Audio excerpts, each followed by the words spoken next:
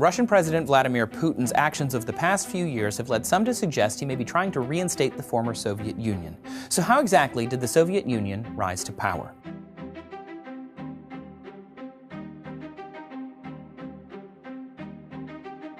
Well, the history of the Union of Soviet Socialist Republics begins with the end of the Russian Tsardom. For hundreds of years, Russia was ruled by a series of monarchs called Tsars, who wielded absolute authority.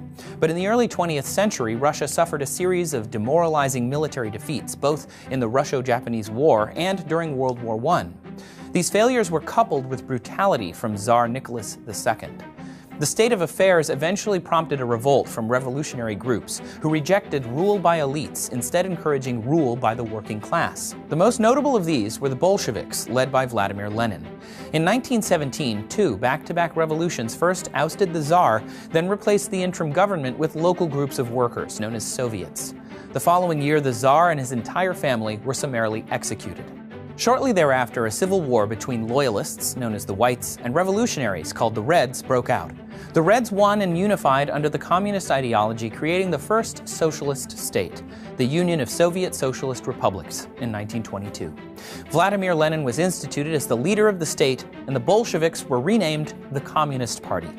Lenin nationalized the country's industries, particularly manufacturing and banking, and distributed land amongst its citizens.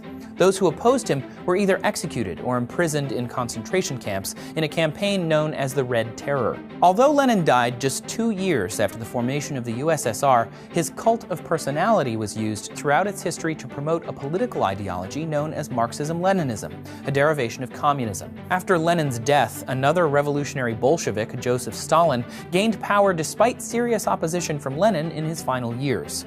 This opposition was kept secret from the public, and Stalin effectively became a dictator in the Soviet Union. He focused on rapid industrialization and turning the country into a major economic power. Although Stalin's series of 5-year plans to transform the state were generally successful, they came at a severe cost. Millions were unjustly imprisoned in labor camps called gulags. An intentional famine killed millions more, in short because workers were unable to eat their own grain as it was considered state property under socialism.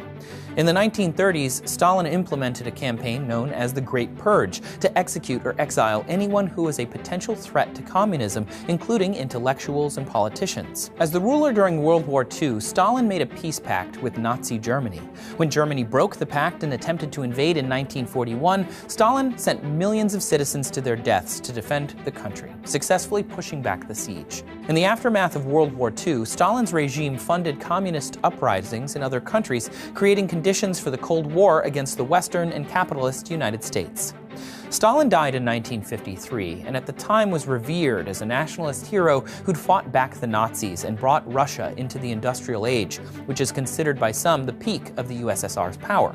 The following years brought efforts to de-Stalinize and reverse the power of the dictatorship and purges and gulags. Still, within a decade, the country began slipping into decline, and despite efforts to revitalize it while competing with the United States, the USSR eventually fell apart.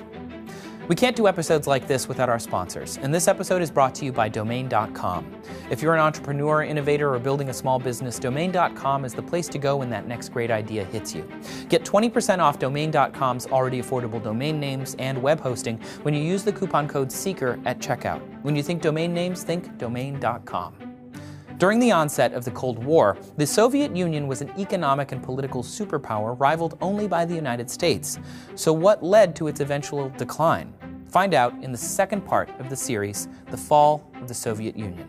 Although different theories have been proposed, one suggests that the Soviet Union was desperate to outperform the United States in two major regions, military and spaceflight. This led to excessive spending, with the Soviet Union establishing a self-contained military-industrial complex. Thanks for watching Seeker Daily. Don't forget to like and subscribe for new videos every day.